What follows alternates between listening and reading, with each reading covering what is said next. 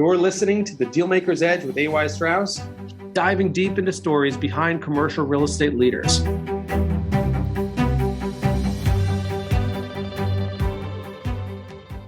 want to welcome everybody today to Dealmaker's Edge. Today we're very excited to be joined by Russ Flicker. Russ is the co-founder and managing partner of AWH Partners, which is a privately held real estate investment firm focused on value add and distress opportunities in the hospitality space. It was formed by alumni of the Blackstone Group and the related companies. AWH Partners currently manages a portfolio in excess of $2 billion. Russ oversees all aspects of the firm, including strategy, investment, development, and management of their vertically integrated team. And Russ brings a tremendous track record to the table, which included, prior to starting this company, as chief investment officer for Ian Schrager Company and managing the hospitality team at Blackstone. So Russ, I really want to welcome you to the Dealmaker's Edge, and thank you again for being here.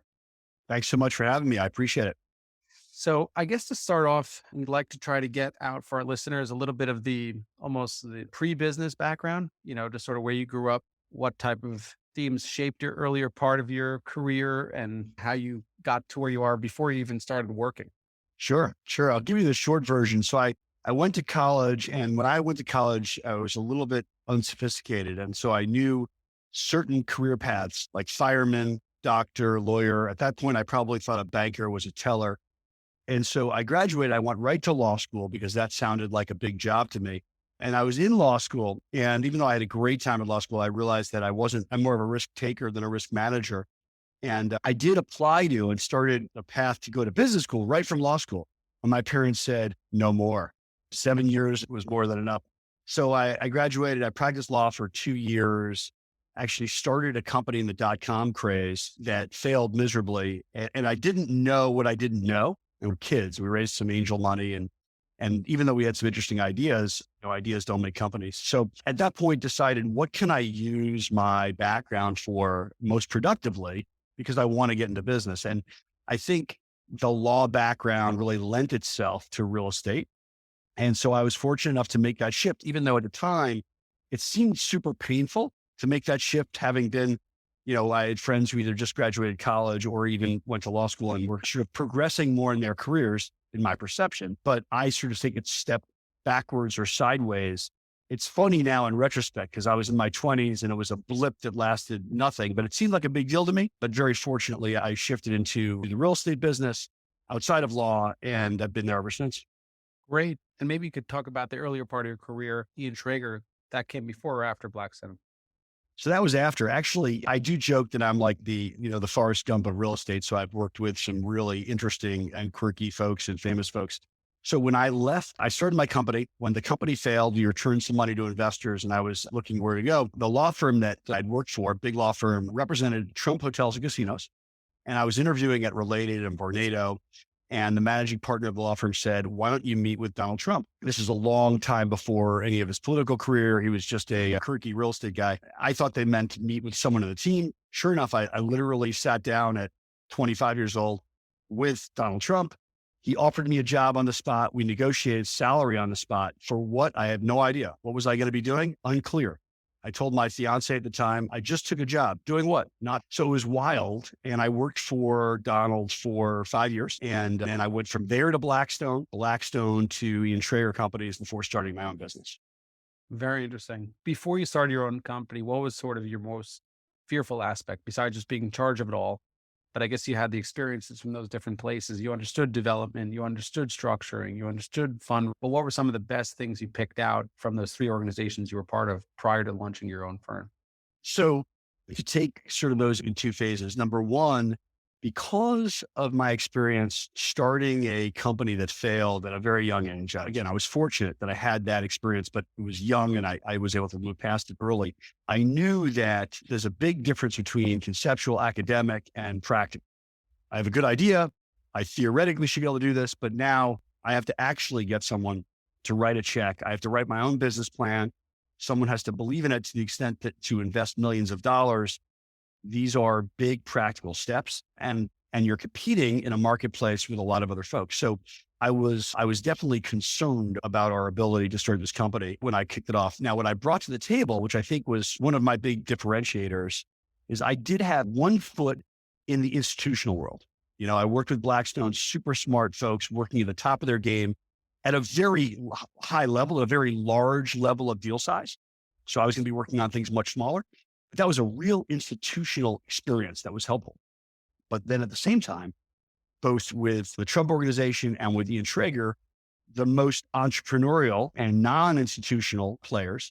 And so that led me to be a little bit scrappier and have a little bit of a background. I joke that when I left Blackstone and Ian and I would make phone calls on my own, people were much faster to respond to me when I worked for Blackstone. Hey, it's Russ from Blackstone. People call me back like this. If now it's Russ Flicker from Russ Flicker Enterprises, and the weeks go by, I think they remember who I am. So, appreciating that difference and bringing those two pieces, which I think you do need, was a big benefit.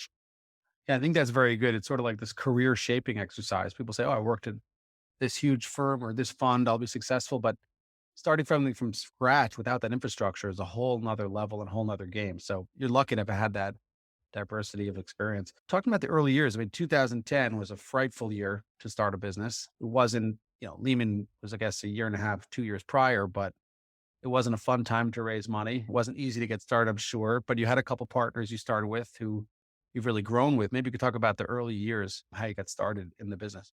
Absolutely. And I would say that it's almost like looking back, though we succeeded, it took longer and was harder than even I imagined. And so it is one of those things where if you're starting a business, you need to prepare yourself the amount of time and the amount of disappointment. It tests your confidence, if you will, on a regular basis. So in 2010, the best way I can describe what it was like in the early days, being CEO and chief garbage man and the printer repairman, is we found a transaction, the first transaction we ever bought, which was a hotel that Blackstone owned. We ended up buying it off market from Blackstone. And I was at Blackstone when we bought the public company Maristar. It was one of those assets. And I would say jokingly that John Gray probably didn't know he owned the hotel when I bought it from him. And of course, I'm being facetious, but it was a small hotel in a giant portfolio. We saw this deal in Orlando that we liked. We put together a business plan and we spoke to no fewer than 20 investors in 2010. And 19 didn't just say no. They basically said, Russ, I think less of you for thinking this is a good deal. It was so challenging. And not only, you start to rethink your own ability to either underwrite or as a salesperson, as an investor. And then sure enough, we found one group, a totally institutional group, Area, Apollo Real Estate Advisors, which is now part of Ares, bought it with us. But it was months and months of work. And keep in mind, having spent a good part of 2010 buying that one transaction alone barely put us in business. We had something to talk about. We made a couple of bucks, but we were, I had 2 kids under 5 years old. I was still not supporting myself. So many months to get done because 2010, 2011 were still very trying times. Yep. So it was challenging.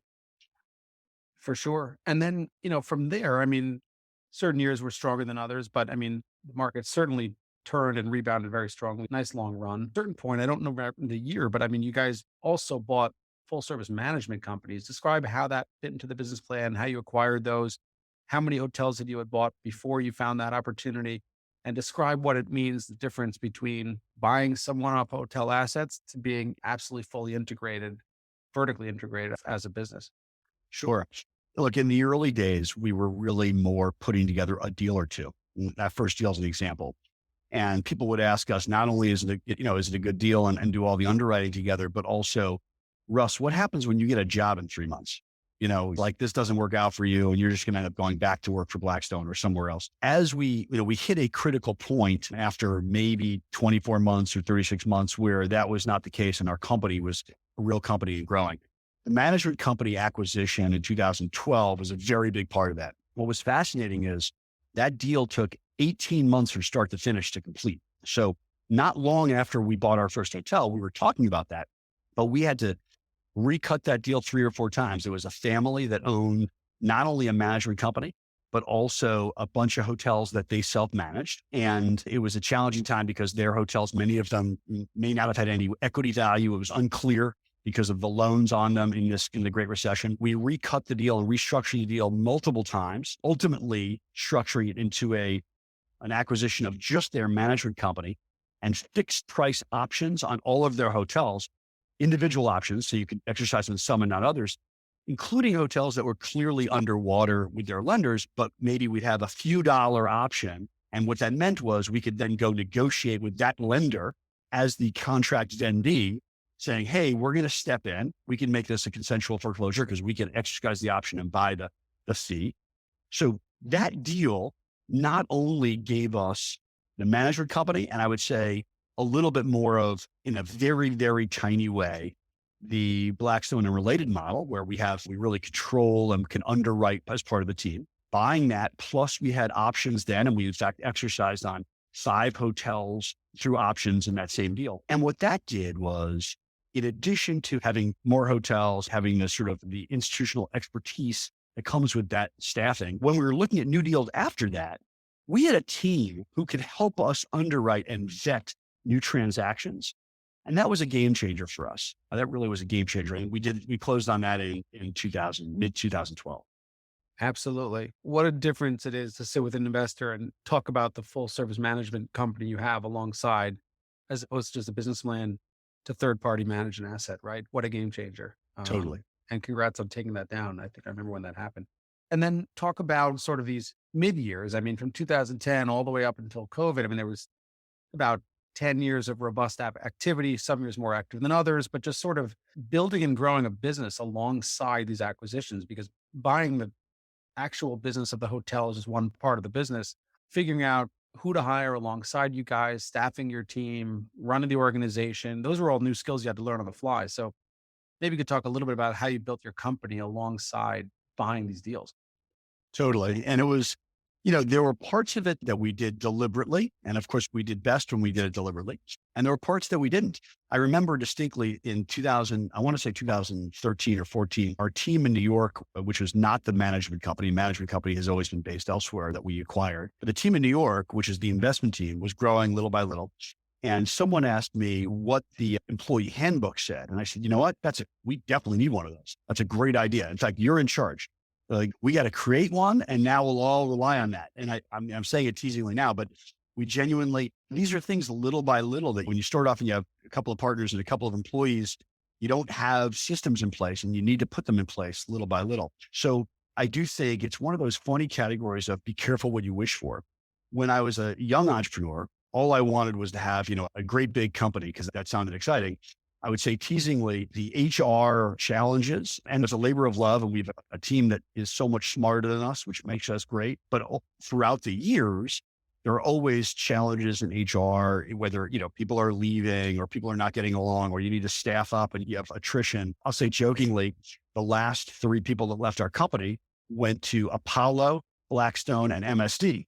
And we like the compliment, but please leave us alone. Having a company means you have all these other things outside of just being an investor that become super important to your success.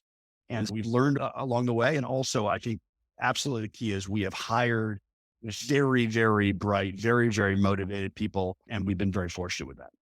Awesome. Maybe talk about the tidal wave of COVID. I really try to avoid the topic of COVID because everyone's sick and tired of hearing about it. But obviously, your industry was tremendously impacted. So it shows tremendous resilience to go through that. But what was the portfolio like, at the very beginning? And then how do you sort of muddle through those couple of years?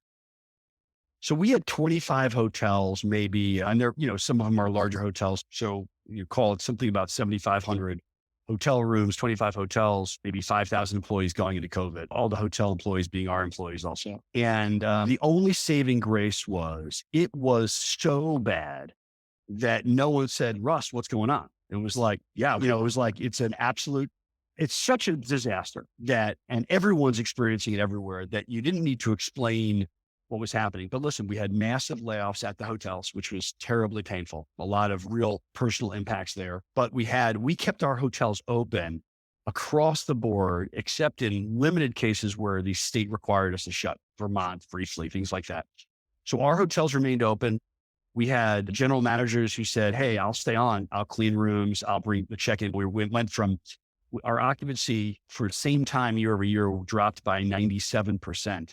Wow. And so we were losing money performing the services we're obligated to perform. As manager, we didn't have a minimum management fee. We were very fortunate. We had a line of credit, and that we had completed not loan, but not because we were expecting COVID or anything like that. Just dumb luck. We had just re-upped our line of credit. In March, we pulled down everything and essentially coming out of pocket, funding the operations of the hotels and having conversations with investors on Zoom with Bill Ackman's family office. Bill Ackman is an investor in a bunch of our deals, great guy. And, as an example, I remember something to the effect of him saying, it doesn't sound good. And I said, I want to make sure you're understanding. It's not good.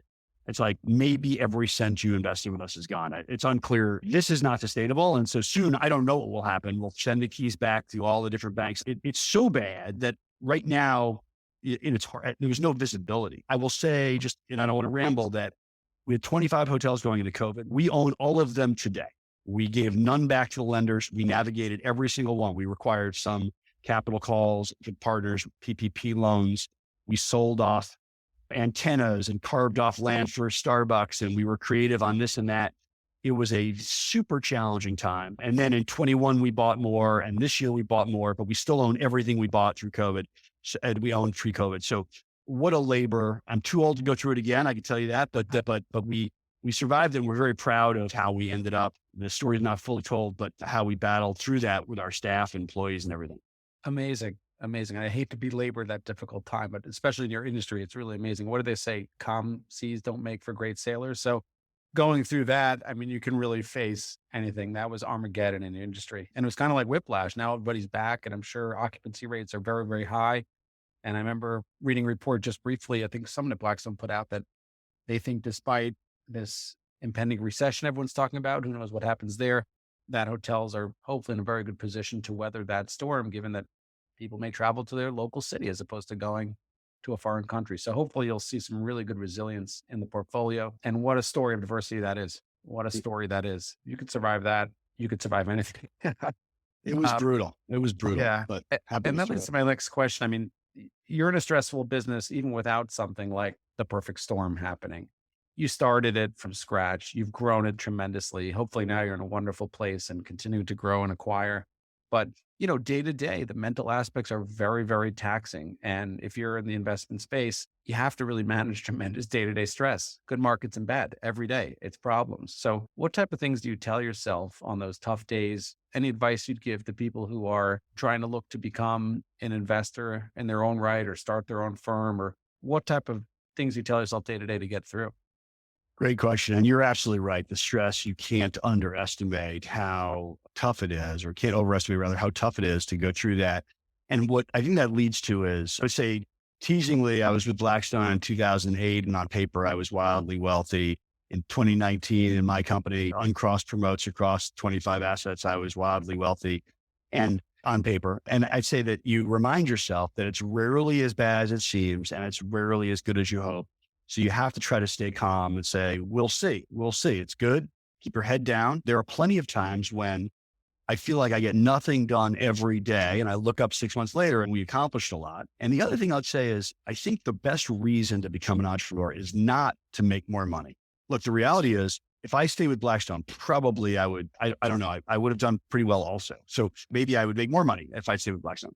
What I got as an entrepreneur has massive, massive psychic value. Not only the value of kind of the pride of building something and growing something, but also, look, the control I have over my time. Now there are times when I'm, on vacation and I have to take time off to work, but at the same time, the amount of time I can spend with my family, the amount of time I can move things around to prioritize family or kids or otherwise, the psychic benefits of all those things are huge. And that's the reason to become an entrepreneur in my mind. Certainly you want to make lots of money. You're, of course, right? Everyone wants to make a lot of money, and there's nothing wrong with that. But I think that helps offset that stress, that plus the idea that I try, and it doesn't pretty excitable, but I try to hold myself back from getting too nervous when something doesn't go my way, or too excited when it seems like it is, because things ebb and flow all the time. And it is a stressful environment. You have to sort of constantly pull yourself back in the big picture and say, we're going to get through this. We don't know exactly how, but this too shall pass. Wonderful. I fully agree.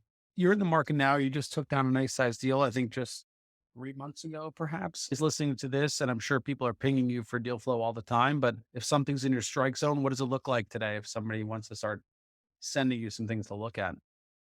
Great question. So we took down a good sized deal this summer, and that was actually in the condo hotel space, which is interesting. Most of everything we have is traditional condo. We think there's an opportunity for some deals in this condo hotel space. This one actually has 20-year contracts across 90% of the units. So even though it's condo hotel and you're managing individual units, you have long-term contracts. So it's sort of interesting. But putting that aside, and that is an area we're looking at, today is much more like the Great Recession in terms of the capital markets challenges, a little bit of capital market stickiness. There was more then than there is now. In COVID, it wasn't capital markets. That was great. It was just the underlying hotels. To your point, medium term, hotels look great. There's a lot of demand for them. There's been much less supply of new full service hotels. So medium term ability to push RevPAR is great because supply is in our favor. But the capital markets are making it a little bit challenging. Costs, not just rates, but spreads are up dramatically. And so the all-in interest is very expensive. And so I think today finding things where maybe the seller will give you some seller paper, your mortgage risk is lower, identifying areas where you think inflationary pressures will help ADR more than they'll hurt you on cost of employees. We always like, at times like this, I think a good story helps. And that is, why is the seller selling?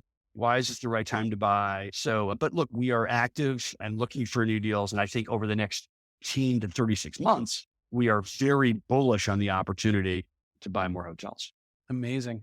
While I have you, anything that you wish I would have asked that I didn't ask? Anything else you want to cover? Look, the only thing I'll cover is we're all spending time. We are, and I imagine a lot of our investor friends are spending time thinking about what's the yield curve going to look like next year?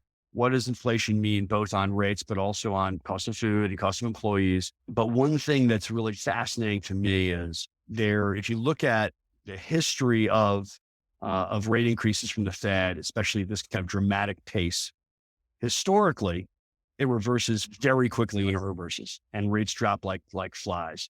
And so, because historically the Fed sees it takes a few months for you to even see what the rates have done. And by the time you see it, recessionary pressures are there. And now the Fed says, oh my gosh, and so they reverse themselves. And so I would say what we're wondering and having passionate debates about in our office, but at least my personal view is it wouldn't be surprising if as early as mid next year, the Fed is cutting rates, which I know it seems crazy, but could be end of next year. But the perception and the yield curve, once they're even talking about the possibility of cutting rates, will dramatically change. And so how long this lasts, who knows? It always takes fortitude, and you really have to have discipline and confidence in your projections in order to invest in times of great flux. But those are all often the best investments. So with that, I don't have a crystal ball, but we are absolutely looking at new deals. Amazing, Russ. Well, I want to thank you again. It's been an awesome conversation. I think people will take a lot of inspiration, but also some good tactical skill set and mental skill set that they'll need to power through whatever's coming next. And again, really appreciate the time. And with that, I guess we'll wrap. I appreciate it again, Russ. Thank you so much for having me. Really appreciate it. Of course. Thank you for joining the Dealmaker's Edge. Don't forget to follow us on your favorite podcast platform. Give us a 5-star rating so more people can follow the conversation.